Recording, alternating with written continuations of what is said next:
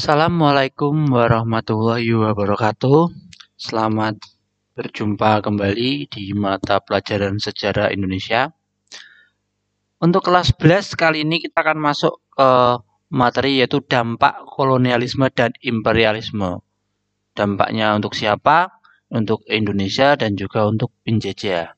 Yang pertama kita akan masuk ke dampak secara politik dan pemerintahan.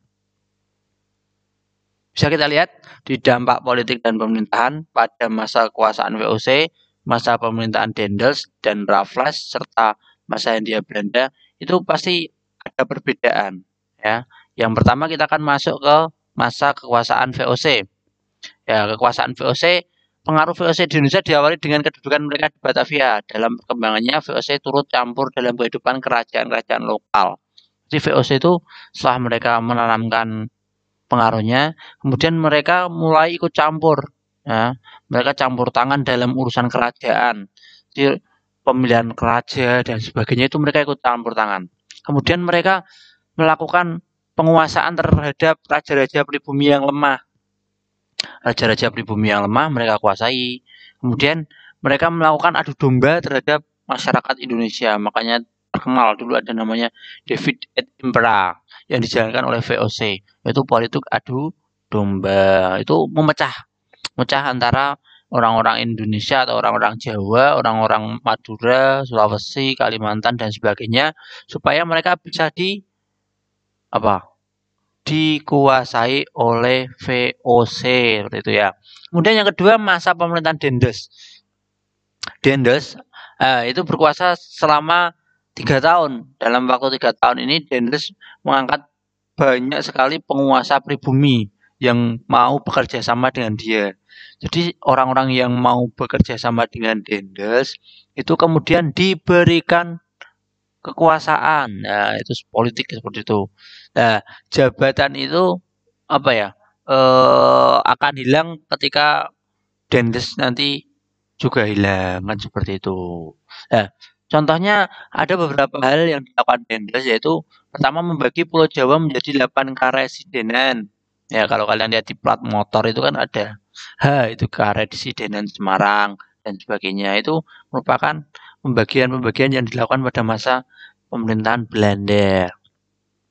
Kemudian kedudukan penguasa pribumi pada masa ini sangat merosot karena mereka dikekang oleh Daendels ini. Daendels itu kejam sekali. Mereka yang tidak arah atau satu jalan mereka hilangkan. Makanya mereka kemudian mengangkat penguasa pribumi yang lemah yang bisa mereka jadikan boneka atau mereka suruh-suruh katanya seperti itu. Kemudian selanjutnya adalah dualisme pemerintahan, yaitu pemerintahan Eropa dan pemerintahan pribumi. Kalau kita lihat seperti ini. Nah, pemerintahan Eropa itu yang pertama karesidenan, yang kedua Afdeling. Kalau kalian masih dekat dengan perusahaan karet itu ada namanya Afdeling, itu di bawah karesidenan kan itu. Kemudian adalah pegawai yang mengontrol. Mengontrol apa? Mengontrol kegiatan-kegiatan yang ada di bawah. Kemudian kalau pemerintahan yang ada di pribumi itu diawali dari bupati kabupaten, kemudian wedono, kawedanan. Nah, kalau di Boja itu ada yang namanya Kawedanan Boja. Itu dari beberapa under district ya, kalau sekarang kecamatan ya.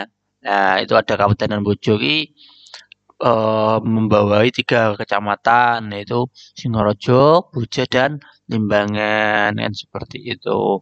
Kemudian kecamatan ini membawai pejabat desa ya, kelurahan atau desa ya. Jadi seperti itu Singorojo desanya mana itu jadi saling naik, ada hierarkinya.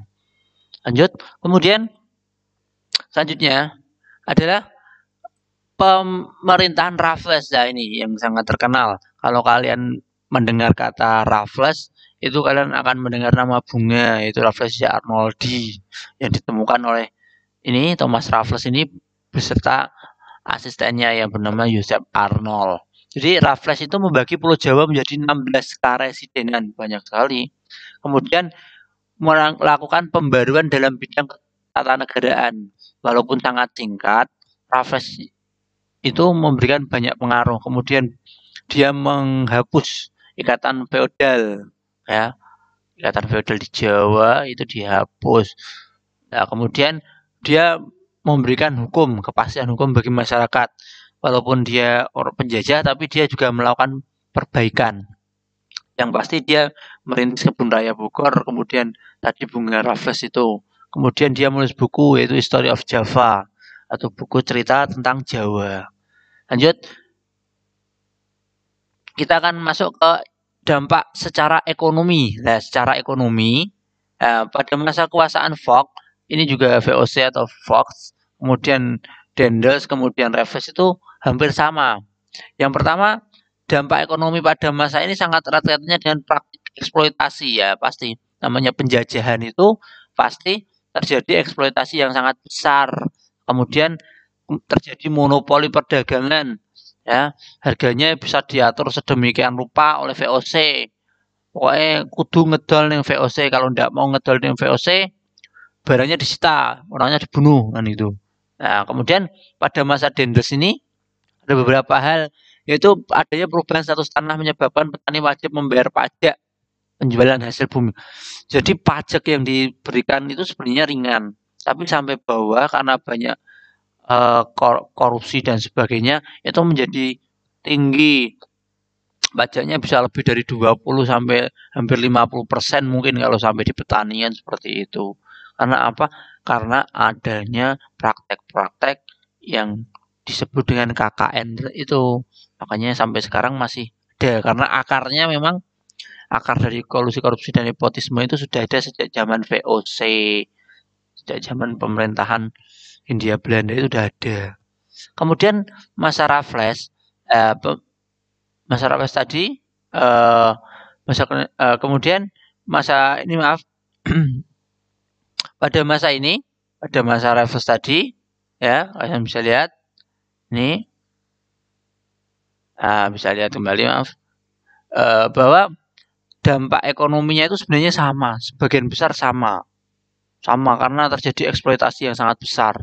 Yang berbeda nanti ada di sosial budaya ini. Ya, sosial budaya lah ini ada lunturnya feodal. Nah, kemudian bisa kalian lihat apa ini lanjut. Kemudian adanya migrasi. Nah, migrasi itu perpindahan. Uangnya dipindah-pindah. Untuk apa?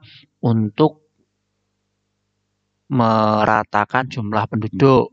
Kalau sudah rata, pasti nanti tenaga kerja juga banyak kan seperti itu. Kemudian ada stratifikasi sosial. Jadi orang itu seperti agama Hindu itu dibagi kasta-kastanya. Ada orang Eropa, orang Indonesia yang kaya, bangsawan, orang Indonesia pedagang, orang Indonesia kuli, buruh, dan sebagainya seperti itu. Kemudian ada penyebaran agama Nasrani. Nah, Eropa kan identik dengan agama ini, Kristen dan Katolik. Ya, jadi mereka sambil menjajah juga menyebarkan agama. Kemudian perkembangan seni musik itu juga tidak kalah hebatnya, muncul dari musik Jawa yang pakai alat gamelan, kemudian memakai ada yang biola, kemudian Indonesia kaya sekali dengan alat musik. Kemudian arsitektur bisa kalian lihat ini bangunan apa kalau di Semarang, kalian bisa tahu sendiri ya. Kemudian perkembangan sastra atau tulisan.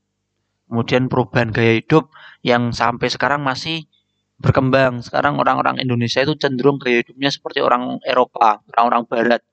Pakaian yang mereka gunakan lebih mini, pakaian yang tidak tertutup. Beda dengan kondisi Indonesia itu seharusnya pakaian-pakaiannya sopan, tertutup rapat.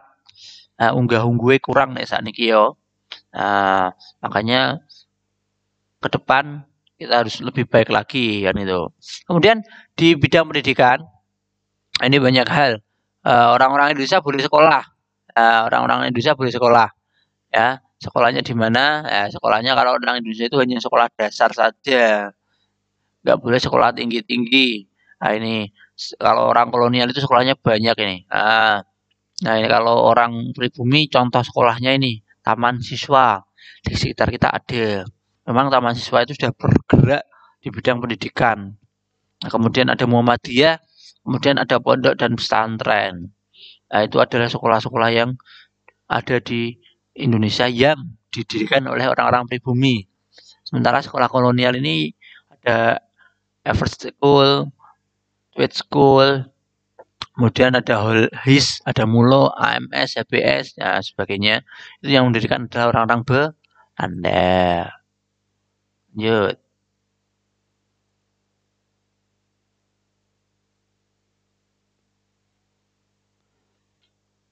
Ya, itulah materi yang bisa saya sampaikan. Sekian dari saya. Apabila ada tutur kata yang kurang berkenan, saya mohon maaf. Sekian dulu. Assalamualaikum warahmatullahi wabarakatuh.